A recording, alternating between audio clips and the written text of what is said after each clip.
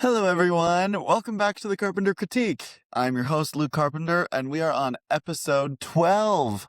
Oh my gosh, can't believe it.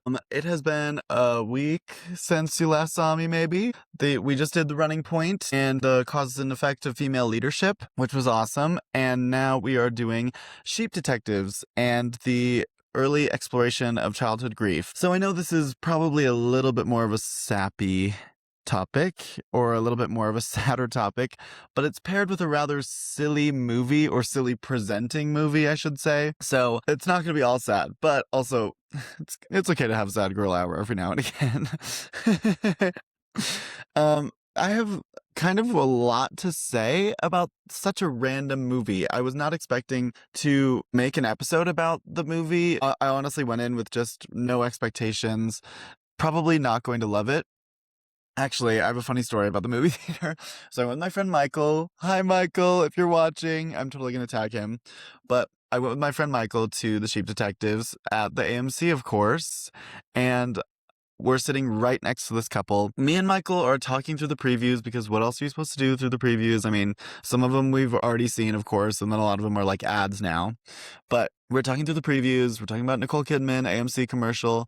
The girl next to me, it was Mother's Day, so maybe she was going through something. I always have grace because I feel like Mother's Day is a complicated holiday. But she leans over to us and goes, "You know you're having a full conversation in the movie theater, right?" Hello? The movie hasn't even started yet. And first of all, it's fucking sheep detectives. So I don't care. Sorry. So we're like, okay, sorry, we won't speak. So I spend the first 10 minutes of the movie pissed. And then it turns into one of the sweetest and so cute. What's that TikTok sound? So cute. So cute. It turns into one of the sweetest movies I've seen in a really long time. I honestly was kind of blown away at how much I liked it. I cried 3 times in The Sheep Detectives. 3! But also, I wasn't the only one. That movie theater was full of sniffles. We were all going through it. So, anyway, I was embarrassed about it. Now I'm not. Now the public is seeing it. It was such a cute movie. Let me break it down. So, The Sheep Detectives takes place in the random small town. Hugh Jackman is a farmer to all these sheep that we hear them talk because it's a kid's movie. And all of a sudden, Hugh Jackman's character is found dead in the lawn, and all the sheep are there by themselves. Now, Hugh Jackman has a history of reading his sheep detective stories, so all the sheep are waiting for Hugh Jackman to wake up. And also, what Sheep Detectives does right in the beginning is establish some sheep lore. So there's some rules about being a sheep. 1, you can choose to forget all of anything, basically. So sheep have this magical ability to forget whatever's happening or whatever's going on, so they can only have pleasant thoughts, basically. All but 1 sheep have this ability, and that 1 sheep is the winter lamb. Now, the winter lamb is a random sheep that's kind of set off to the side. Most sheep are born in spring, but when the winter lamb is born, that is the lone wolf. And though they're still a part of the pack, all of the pack kind of shuns the winter lamb. There's also 1 kind of grandfather lamb in the middle of the sheep that it also doesn't have the ability to forget everything, like all the other sheep. Even the smartest sheep of the bunch can have the ability to forget everything. So a lot of times when there's something a little bit painful, or if there's something that they don't know how to do, they'll choose to forget it, and then they're still in their blissful type of peace. So there's some of the sheep lore around the Sheep Detectives. Then it goes into this really fun and silly murder mystery. A lot of the characters, I think on purpose, are very caricature-y of typical murder detectives or like people in a murder. So like there's the daughter wanting to inherit the money. There is this attorney that's kind of bitchy but also really funny, played by Emma Thompson. Molly Gordon is the daughter. Nicholas Holt is a reporter that has come into town, as well as there is, I think his name is Nick Thompson, plays the detective who's kind of an idiot and needs the smart sheep to help him figure out the mystery. So there's a lot going on. in the Sheep Detectives world. I know a lot of people are probably going to say it was a really silly movie, because it was. And there's a lot of funny moments, a lot of things that are not meant to be taken seriously. And I think that provides a really good levity to the rest of the material of the story, which is, frankly, sheep trying to deal with the loss of their shepherd and trying to figure out what to do in the midst of a grief of the most important person in their life. Ugh. I don't think anyone expected it to go that way. Like, there was just so much insight about grief. I want to provide clarification. I have lost my mom. And also I saw it on Mother's Day, so I was kind of already an emotional wreck. But it was so crazy to think of such a silly movie and all these silly elements, and then you'd have these really deep, significant moments that would kind of bring you back to the story and bring you back to Earth. And there's a lot of stuff to resonate with the sheep with. Oh my gosh, what am I even saying? But like, it's true. It's true. There was this grounding material that I thought was a really smart choice for the writing. And it was really emotionally intelligent, very sweet and funny. But on the other side, it was kind of showing kids how to deal with loss and all the different ways that there is to deal with loss. Ugh, I could actually really write a thesis about this movie. It just really took me by surprise. And it was marketed as such a silly, fun movie. And it was really funny. I don't want to say it wasn't funny, because it really was. There was a genuine unseriousness to the movie as well, which I think really elevated the tone. And it's really colorful. There's talking animals, of course. So there's so much family fun in it that it also snuck in some deeper themes, which I think a lot of the best kids movies do. So furthering the plot, then the sheep kind of go on this wild goose chase, trying to eliminate suspects. And also, the cast is freaking stacked. All the voice actors: Hugh Jackman, Nicholas Galitzine, Molly Gordon, Nicholas Braun, Emma Thompson, Brett Goldstein from Ted Lasso played a sheep, Bryan Cranston is a sheep, Bella Ramsey is a sheep, Julia Louis-Dreyfus is a sheep, Regina Hall is a sheep. Oh my gosh, yeah, there's so many people. Patrick Stewart is a sheep. Like, hello. They pulled these out. It was really, really great. It's sitting at a 94% on Rotten Tomatoes, which, I have to say it, I agree. Even the audience, 96%.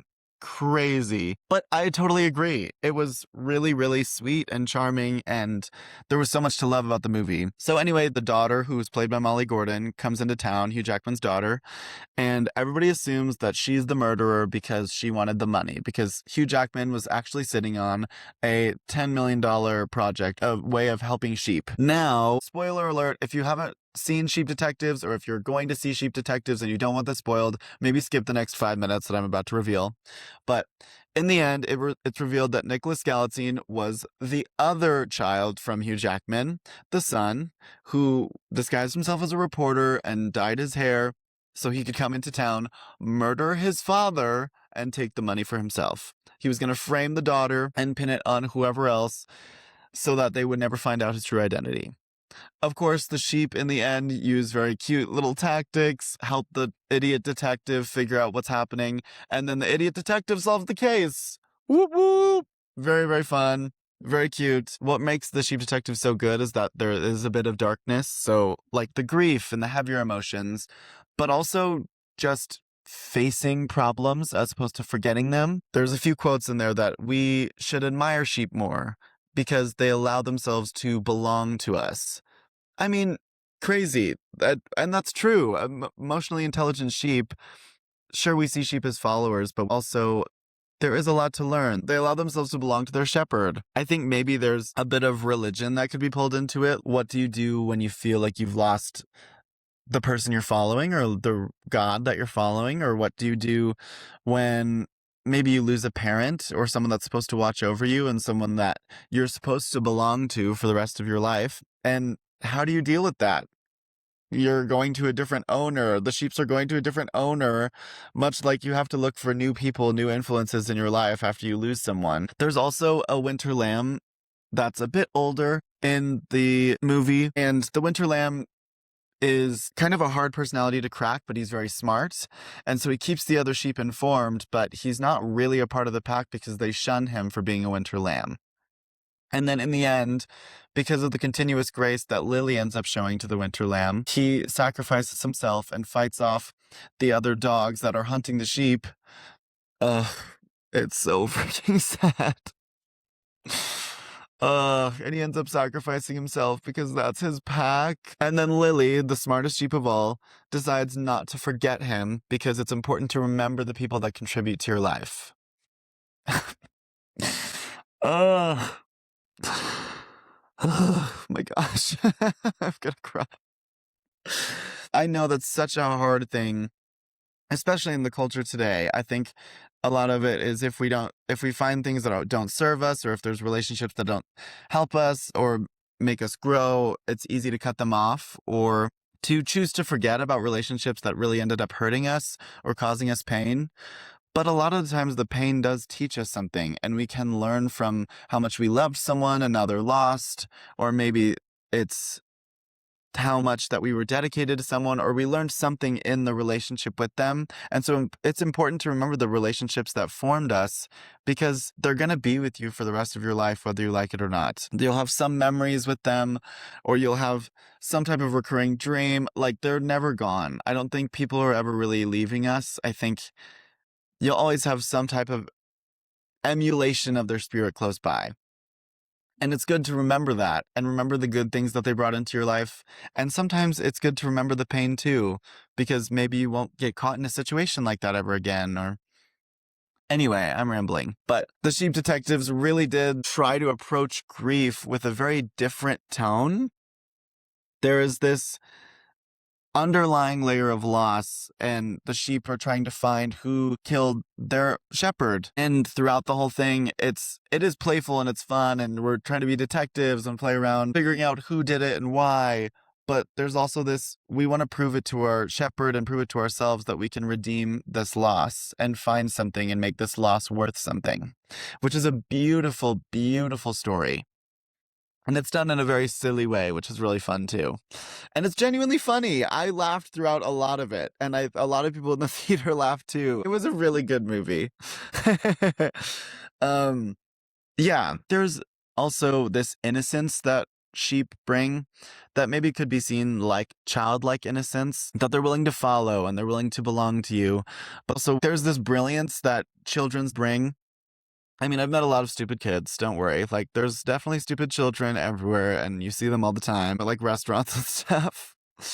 So stupid kids are definitely out there, but there's also, I think Sheep Detectives did a good thing of kind of comparing the innocence that sheep have to children, and then showing that even children can open your mind, and a lot of times surprise you if you let them. There's more to them than just being a follower, or being this extension of their shepherd or extension of their parent, and they can surprise you, which is what the sheep did in the end. And they were so dedicated and wanting to prove it to themselves that they ended up solving the murder and truly finding justice in the end of the story.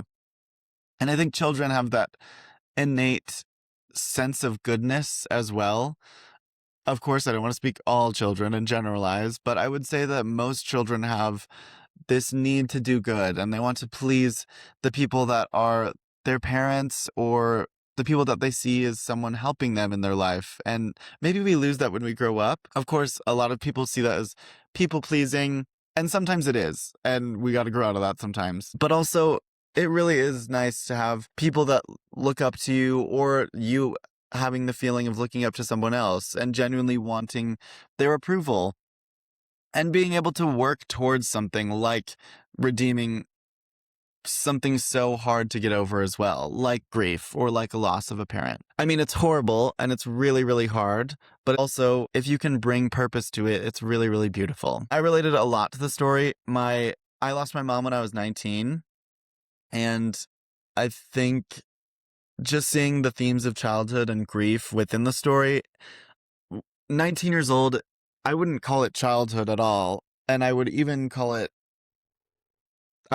it adolescence, but late adolescence, absolutely. And when that happened, when I lost my mom, I see that as the end of my childhood. And my mom is not only a symbol of my childhood and adolescence, but the loss of her really just launched me into thinking about my life completely and thinking about who I want to be as an adult and what she was like as an adult versus who I am now. A lot of these themes, though they weren't really present in the Sheep Detective story, it did make me think that there is a difference in grieving when you're a child and grieving when you're an adolescent kid versus when you're grieving as an adult. And the Sheep Detectives brought in a lot of these similar themes of childhood grief. I also feel like I can bring some insight into it because I wasn't fully on my feet. I was in college at the time when I lost my mom. That year was horrible because I was trying to figure everything out without her. And my mom was arguably one of the most, if not the most important person in my life. One of the people telling me what to do and how to do it. And also just giving me guidance on how to be a person and how to operate functionally and what to do when my heart is broken and what to do when, I get great things that happen, but also when horrible things happen and who do you look to? Yeah, it was just a really, really hard time. It's hard to navigate loss, period. Loss is one of the worst things that can ever happen to someone, especially when you're really close to someone. When I lost my mom, it was such a pivotal time in my life. There was this innocence that I had to let go. And when I was around my mom, I was her child and I was not a baby, obviously, but there was just this safety and not knowing. Our relationship had a built-in safety net, as I think with a lot of the best moms. There's this built-in safety net of love and compassion no matter what you do. And you could do the worst thing and the moms will still be there for you, or a good mom will still be there for you. And I related that to the Sheep Detectives. It all goes back to the Sheep Detective. No, there was that very present, like, what do I do now? The person I look to is gone. And how do I move forward? That's something in maybe adult grief that is different, is because I know what to do and I know myself enough to know that if I'm going through a hard time, these are the things I need, A, B, and C. And these are the people I want to talk to and the people I want to hang out with to make myself feel better. But when you're a child, you don't really know how your body is going to react to all of that. And, okay. Sometimes when you're going through something so hard and so difficult that all you can do is escape into something else. Arguably, that's why I love movies so much, is I can just find myself in a different world or look in a different universe and be like, what would I act like in this universe, and fully escape into something else.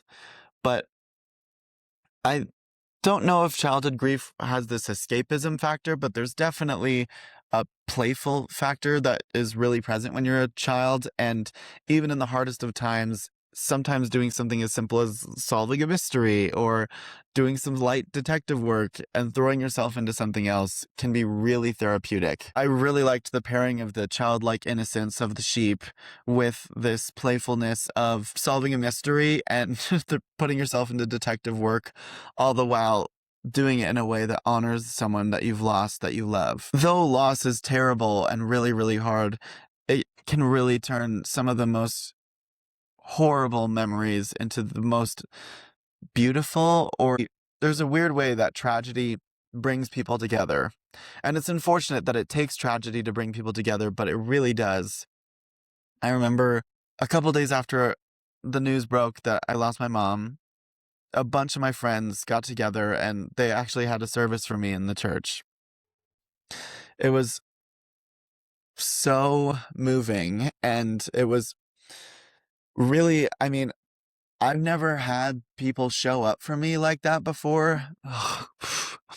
And I'm so grateful for that to this day, because that was the worst week of my life. My mom was taken pretty suddenly and there was no really time to prepare, and my heart was just completely in shock, and I had not like, I had no clue how to go through grief, and I had no clue how to operate without a mom.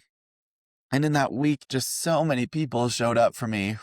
I gotta chill. And I feel very blessed because a lot of people don't have that but it also showed me just how beautiful humanity could be. And so while it is one of the worst weeks of my life, that's also one of the greatest things that anyone has ever done for me. And I truly am thankful for all of those friends that were in that service that day, just there to lift me up and help me through that horrible, horrible time in my life. Ugh. Sorry, there's some backstory. For those who are listening, there's a little backstory to my life. But I did find a psychology article talking about childhood grief, and I do want to talk about that. So we're going to nip this sap story right now in the bud, and let's get psychology on this. Okay, so the article I chose this week is called Grief in Children and Adolescents, a developmentally informed clinical review with illustrative cases. And this article is by Vanessa Budiawan Soetioso, and then Izzatul Fithriyah. This one is published in the Journal of Korean Academy Child Adolescent Psychiatry. The article argues that grief in children and adolescents is fundamentally different from adult grief and must be understood through a developmental lens. Rather than being a single emotional process, childhood grief is often dynamic, developmentally shaped, and often expressed behaviorally instead of verbally. You'll find that a lot of adult grief is lots of talking. You talk to your therapist, you talk to other people, you help other people with words, and a lot of words are spoken to you. There's a lot of cards. So it's very word heavy. Adult grief is, and then I feel like childhood grief is very much like you don't quite understand what's happening, and it shows in your actions. Like you're just guessing at a lot of the things, and you're feeling all these overwhelming emotions that you don't know how to deal with. So a lot of times it turns into action instead of words, which in adulthood you kind of condense it all down to words. I mean, of course it's going to be through action too, but it's a lot more common in children that they don't know how to express it in words and only through actions. This isn't a typical experimental study like I normally go over on the Carpenter Critique.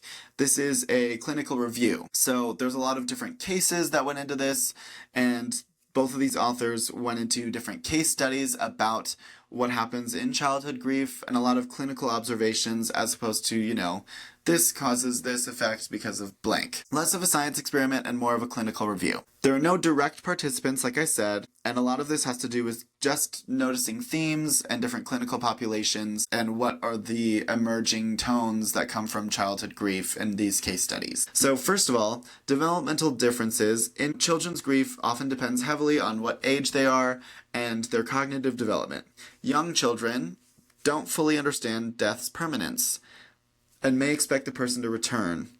They express grief through play or regression. So if they are just learning how to maybe use the potty, a lot of times it will result in bedwetting. Or if they're learning how to use their words or press different buttons and anything, they'll kind of maybe regress into just crawling or walking. School-age children begin to understand that death is final, but they may show a lot of anxiety and somatic complaints. I think the fear of death is very, very present when you're younger. Or at least when I first started to learn about death, it's weird in my head that someone could possibly not be here. Because what do you mean they're not here? They've been here my entire life. Why are they not here? And so that creates a lot of anxiety and a lot of complaints. Grief is such a weird experience because genuinely I felt that my heart and my mind were struggling to keep up with each other. I really would feel like my heart was broken and my chest would hurt all the time. I remember the first year without my mom, I literally felt like it took so much effort to do everything, and it took so much out of me because my body was like aching and I'm exhausted from crying or from just feeling. You wake up and it's a day full of, especially in the first couple months, I was just raw the whole time. And it was like my heart was so tender to basically every interaction that I had. I'm so glad for all of the friends that I had at the time, but it also was this weird process of like, I have to explain to you what's happening or else I don't understand what's happening with myself. And how people would ask me how they can help, and it's like, I genuinely don't know how to help. I just need you here, or I need to talk, or I need someone to ask me because I don't know how to help myself. And so like the headaches and stomach aches, I totally relate. And then a lot of adolescents, when we get to older children, grasp death very abstractly, like adults. They think there's some type of cosmic reason for this to happen, or maybe people don't quite fully understand that death can just be, and so they try to establish a reason, or maybe they relate it to religion. A lot of people blame God when they're older because they feel like God took someone away from them, or it wasn't their time. And I'm not saying any of this is right or wrong. It's just kind of what happens when you're an adolescent or when you're an older person going through grief. Adolescents and adults struggle a lot with identity formation and emotional regulation when we're going through grief, and it may show a lot of risk-taking, it may show depression, or existential questioning. So like I said, there's this overarching, you start to think about life as a whole and what is the purpose? If they died, if their life ended right here, what is the purpose of their last 45, 50 years or whatever of life? And what did they leave me with? Or what feeling did they leave me with? What they believed in? Where do you think they are going? All of these things are going through your head when you're an adolescent going through grief. There's a very central, children and adolescents have this very central behavioral expression like I was talking about earlier. So children don't often verbalize grief, they act it out. A lot of times children can be mislabeled as having ADHD or behavioral problems or very oppositional behavior towards authority, and that's because they're going through something or they've lost someone and they don't know how to deal with it. There is this risk versus resilience factors. So the risk factors are lack of caregiver support, first exposure to death, prior mental health issues, family instability. A lot of those really risk the developmental outcome of a child if they go through a loss with any of those factors going on. And then a lot of the protective factors, so if you're going through a loss, a lot of these things will help. Having a strong caregiver relationship or someone actively looking to take care of you. Open communication about death.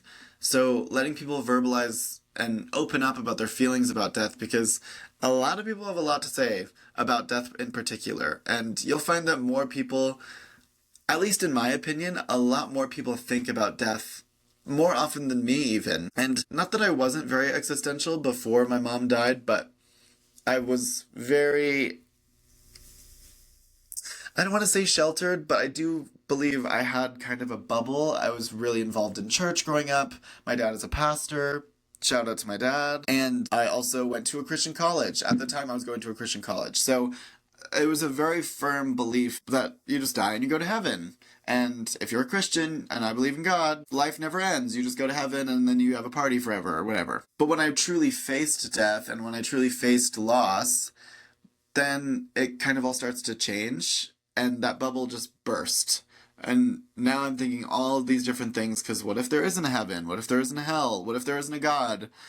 And I think it's okay to have grace with yourself to explore these other things, especially if it's different than your entire life. I know I had to. I was really mad at myself for questioning God, and I blamed God for losing my mom. After my mom died, it kind of opened my mind to all these different thoughts about death and about other people and what other people think about death. And it was really good for me to have grace in that period with myself. Because if I blamed myself, or if I thought of myself as a bad Christian, or if I thought of myself as a bad person for thinking these things, then it would have added shame to the already painful loss of what I was going through. And so I think especially keeping in your mind that we all grieve differently, and you're going to think things that are a lot darker than you thought before, and that's okay. And it's really hard, and you're going to get through it though. And it really will be okay. It's just going to take a little while. And I guess I don't want to say it will be okay. I want to say that you'll find peace eventually, but peace takes time, and healing takes time. And even if it's not proper healing or the correct way to grieve or the correct way to heal, you'll be able to figure yourself out because you're strong and you're going to get through this. You have to keep telling yourself that. And you have to stay resilient because there's no other way to deal with a loss of love. Honestly. And even deal with it. Such loose terminology. It's just being there for yourself and being there for others while we all go through this horrible, horrible thing. And it's going to stay horrible for the rest of your life. But I do really like reminiscing about my mom. I do really enjoy thinking about her and thinking about how who she was totally affected who I am today.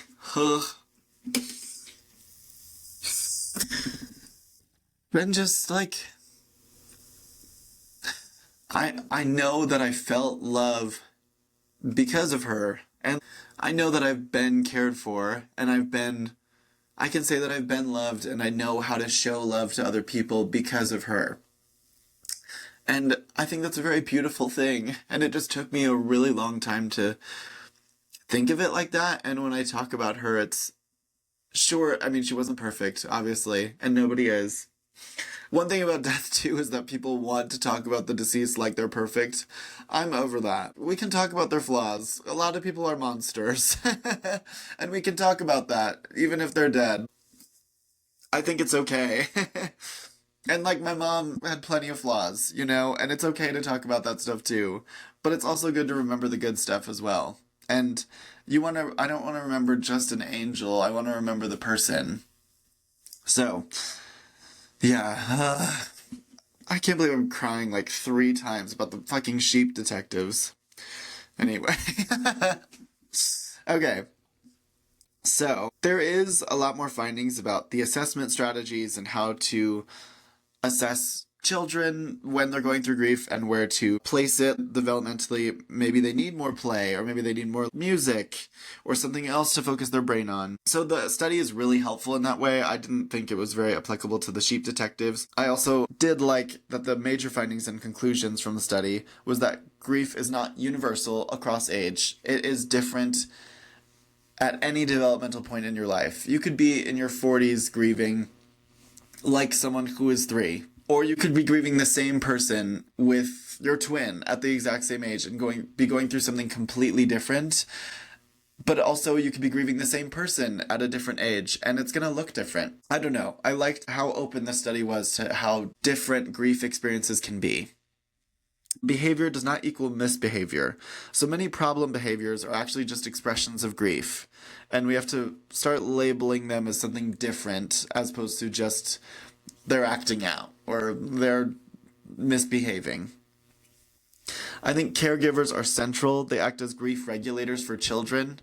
And you'll notice that parents feel this pressure to step in for their kids. And even we kind of notice this in the sheep detectives when Molly Gordon, the daughter, steps in to take care of the sheep. I mean, it's kind of corny as fuck, but it's really cute.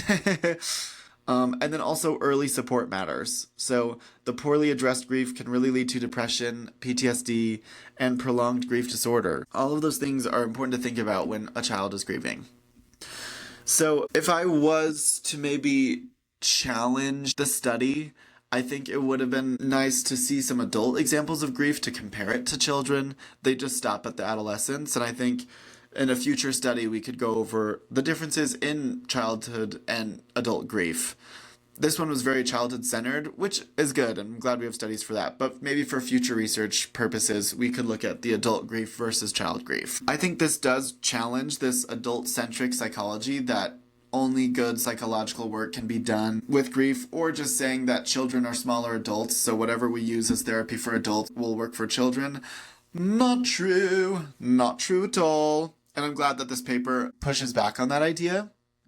And it also reinforces this view of children actively do construct the meaning of death, and they'll do it differently based on their development. This also aligns with this biopsychosocial model. So like grief is shaped by psychological factors like emotional regulation. It's also shaped by social context, so the family and culture in which you were raised in. And grief is also different based on developmental stage, like this paper is saying. And this fits a really broad and healthier psychological framework than just one size fits all for grief therapy. The bottom line takeaway is that if you don't understand development, or if you don't understand changing over time, you're not going to understand the grief that happens in children. Many struggling kids aren't acting out, they're just grieving in the only way that they know how to do, which a lot of times they don't know how to do. I just wanted to shed light on that. It's a great psychology study. Honestly, props to the authors. I wanted to bring in just one last thing before we go about how processing loss is different without the language to understand it. And so why children and sheep can grieve so differently. Even the parallel in the sheep, how they can choose to forget. I think there's this important part of childhood as well, that if you go through something really rough or really hard as a child, there's this part of your brain, because it's not developed yet and it doesn't understand, that separates the trauma and the grief and just puts it away because it physically can't handle, like your brain just can't process that this happened to you when you're a child. A lot of times we see this in PTSD with kids or with army vets. They'll go through something actively and it's just so horrible and it's so traumatic that their brain can't fully process what's happening or how it happened to them, and so it separates. And you completely forget or you phase it out and you only remember it when you start to dive in deep about the thoughts you had during that time. And the sheep can do the same thing, and they can choose to forget. Not that children are choosing to forget, but their brain protects them from acknowledging this horrible thing that happened in their life. And the sheep did that in a way to protect themselves, so they wouldn't be feeling all these deep emotions and feeling all these horrible things, because they're just sheep and they can only handle so much. In the end, they learn that they really can handle the loss and the grief as long as they remember the good parts and they remember their shepherd as a person who really helped them in their life. Because that's what love is remembering and seeing someone for who they truly are and how they contributed to who you are. The sheep were able to show us that because they belonged to someone, they were allowed to love them and we're allowed to keep them in our hearts. Even if it's really, really hard, we have to choose to remember because we love them and we can't help but remember. It really does mirror the way that children grieve, and I'm very, very impressed with the Sheep Detectives. Overall, I would say the Sheep Detectives really isn't about solving a disappearance. It's about what happens when beings, like sheep or children, are left alone with a loss that they don't understand. The uncomfortable truth is, what looks like curiosity and misbehavior or distraction, such as solving a murder mystery or, doing some light detective work, is often just grief looking for a way out. And I'm going to leave you on that note. I'm emotionally overwhelmed. I need to check out. But for those who this is your first intro to the podcast, wow, what an intro. So sorry for crying 3 times, but actually I'm not, and we need to cry more. Let's cry more! If you want to follow me on social media, I am at the Carpenter Critique, and if you want to watch, this is available on YouTube, or if you're just a listener, we also have Spotify, Apple Podcasts, and Amazon Music available to you as well. Thank you so much for tuning in. I really, really appreciate it. I love all the support. I hope you go see Sheep Detectives. It is great. And also check out the research article, Grief in Children and Adolescents, a developmentally informed clinical review with illustrative cases by Vanessa and Izzatul. Thank you so much for listening and have a great week. Bye!